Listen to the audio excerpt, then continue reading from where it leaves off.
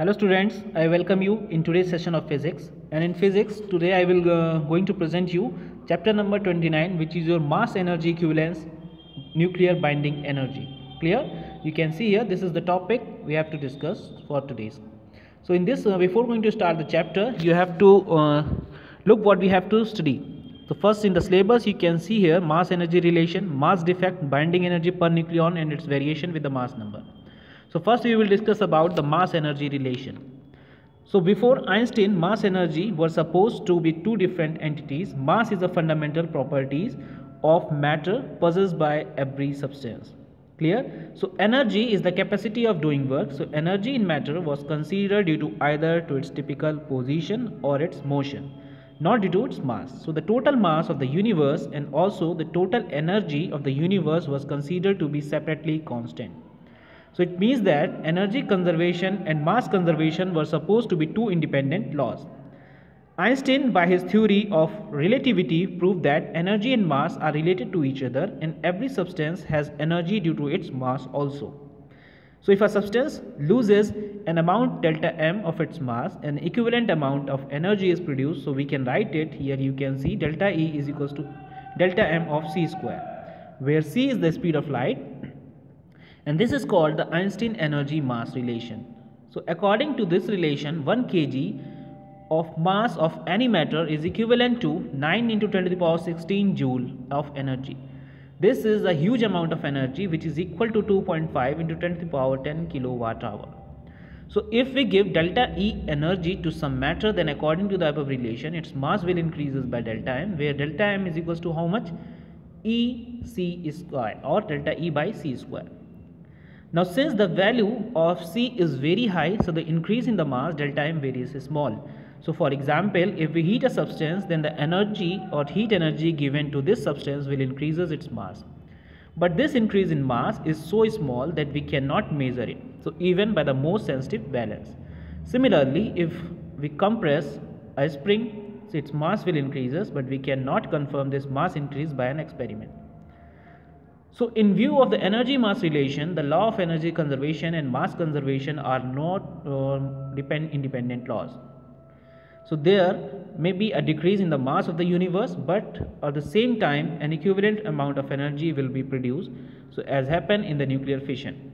So sun is continuously losing its mass, but we are receiving it in the form of energy.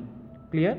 So in fact we can say that the total, that is mass plus energy of the universe, is conserved. That is, the laws of the conservation of energy and the conservation of mass have been unified into these laws. So the conversion of energy into the mass and of mass into energy can be observed at nuclear level in the phenomena known as pair of production and pair of annihilation. So we will now discuss what is the pair of production and pair of annihilation. From this figure you can easily understood what is the pair of production and pair of annihilation. So when an energetic gamma ray photon falls on a heavy substance, it is absorbed by some nucleus of the substance and its energy gives rise to the pair of production. Clear? Of an electron and a positron. So this phenomena in which energy is converted into mass is called the pair production and may be represented by the following equations. So gamma h nu is equals to, here you can see that one positron and one is your electron. Clear? Now according to the Einstein energy mass relation, a body is in the state of rest also have some energy. It is called the rest mass energy. If the rest mass of the body be m naught, then its rest mass energy relation E naught equals to m naught c square. Clear? Now the rest mass of each of the electron and the positron is 9.1 10 to the power minus 31 kg. So the rest mass of energy of each of them is E equals to mc square, and you can write it like 0.51 mega electron volt. Hence, for pair of production, it is essential that the energy of gamma photon must be at least 2 into 10 to the power 0.51 or 0.02 mega electron volt. So if the energy of gamma photon is less than this, it would cause photoelectric effect or Compton effect, but not pair production. So on striking the matter, if the energy of gamma photon is more than 1.02 mega electron volt, then the electron and positron are produced and the energy in excess of 1.02 mega electron volt is obtained as the kinetic energy of these particles. So the kinetic energy is not disturbed equally between these two particles. So the positron gets more than half This is because the positively charged nuclear accelerate the escaping positively charged positron due to the repulsion, clear, but retard the electron due to attraction. So here this you can see that before combining and after the combining relations, this one. So the converse phenomena, which is the pair annihilation, is also possible whenever an electron and a positron come very close to each other. So they annihilate each other by combining together and two gamma photons are produced. This phenomena in which mass is converted into energy is called the pair of annihilation and is represented by the following equation. You can see here this is the equation for pair of annihilation. Clear? Now come to the atomic masses, unify atomic mass unit. So atomic masses refers to the masses, you can see that atomic masses refer to the masses of neutral atoms, not of stripped nuclei. Thus they include the masses of the corresponding nuclei, the masses of the orbital electrons and the masses equivalent to the binding energy being too small. So the masses of the atom, nuclei and fundamental particles, electron, proton, neutron, etc. are expressed in unified atomic mass unit, which is abbreviation as U. So 1 U is defined as 1/12 the masses of one carbon 16 atom, which is the most abundant naturally occurring isotopes of carbon. Thus by definition the mass 6C12 atom, not nucleus, is exactly 12 U. The masses of other atoms are determined by measuring the position of the lines they produce in a mass spectrograph, which is relative to 6C. So let us find out the value of the unified atomic mass unit in kilograms. So 1 gram atom, that is 6C12, has capital N Avogadro number atom and a mass of 12 gram. Thus the mass of one atom 6C12 is 12 by n grams. So by definition 1 U is equals to 1 by 12 mass of one 6C12 atoms, or you can write it 1 by 2 or 12 by n gram, you can write it 1 by n gram. So n is equals to 6.0221 into 10 to the power 23, or you can write it 1 unit equals to 1.6 into 10 to the power 23. This is the unit. So 1 atomic unit is equals to 1.66 approximately into 10 to the power 27 kg. Now here you can see below are the following masses of some common particles of an atom in terms of unified atomic masses unit. This is the atomic electron, this is for proton, hydrogen atom, neutron, alpha particle and helium atom. These are the atomic masses. Now here you can see energy equivalent of one unit. So according to the Einstein, the energy equivalent of mass, that is delta M, is given by E is equals to mc square. So using this formula, we put the value of all the masses and the velocity of light. So you can see that this energy comes out to be approximately 1.49, that is 5 into 10 to the power minus 10 joule. Clear? So after solving out, you can see here 1 atomic mass unit is equal to 931.5 mega electron volt, and you can also write it like this: 1 U multiplied by C square is equal to 931.5 mega electron volt. Now come to this is the important one, what is the mass defect and the binding energy of nucleus. This is important topic. So it has been found that the rest masses of the nucleus of a stable atom is always less than the sum of the masses of its constituent nucleons, that is proton and neutrons, in the free state. So the difference between the sum of the masses of the nucleons constituting a nucleus and the rest masses of the nucleus is called the mass defect. This is the important definition. You can write it delta M is equals to mass of proton plus mass of neutron minus mass of the nucleus. So let us consider an atom of element, atomic number this, its atomic number is Z and the mass number is A. So thus its nucleus has Z protons and A minus Z neutrons. So if MP is the mass of proton and Mn is the mass of neutron and M capital N is the mass of nucleus, then the mass defect you can write it using this expression, you can show it. Clear? This is the expression for the mass defect here.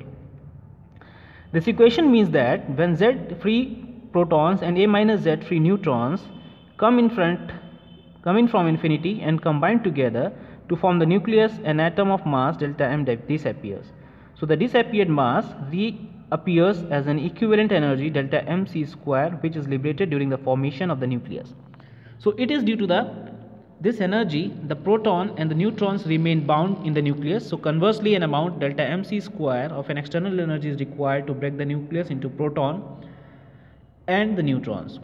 Clear? So this is called the binding energy of the nucleus. The binding energy of a nucleus is defined as the minimum energy required to separate its nucleons and place them at rest at infinite distance apart. So binding energy nucleon is equals to how much? mc square, or you can write it zmp plus a minus z. That is the above relation we put here. Now you know very well Mn is the mass of the nucleus, is not known. So what is known by experiment measurement is the mass of the atom, which is Zxa, that is m times Zxa, which include the mass of Z electrons and also the mass equivalent of the energy binding, then Z electron of the nucleus. So we can write it like this: the electron binding energy is however negligible compared to the nucleon's binding energy. So we can write it this relation like this. Clear? Or you can say that the binding energy of nucleons you can write is in this form. So this is the above expression for the nuclear binding energy of an atom in terms of the atomic mass and neutron mass. So equation, the above one, this one is the first one and this is your second one, are identical because in equation second masses of Z electron appearing in the first and the third terms mutually cancel out. So finally this binding energy electrons is 931.5 mega electron volt multiplied by this.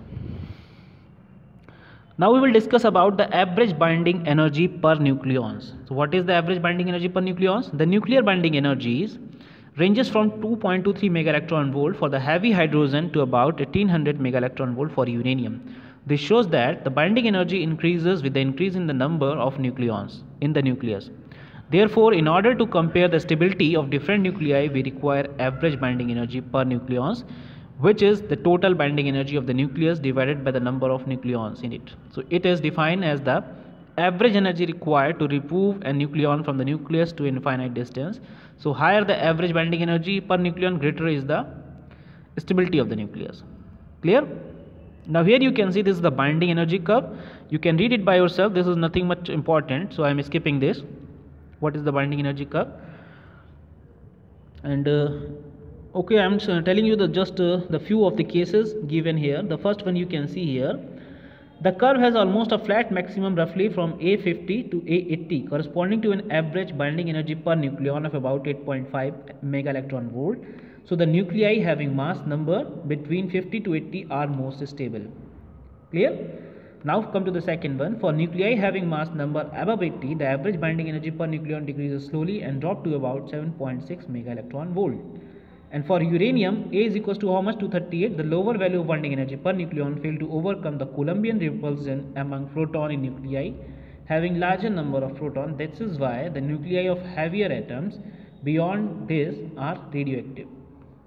Now come to the third one. For nuclei having mass number below 50, the average binding energy per nucleon decreases, and below 20 it decreases sharply.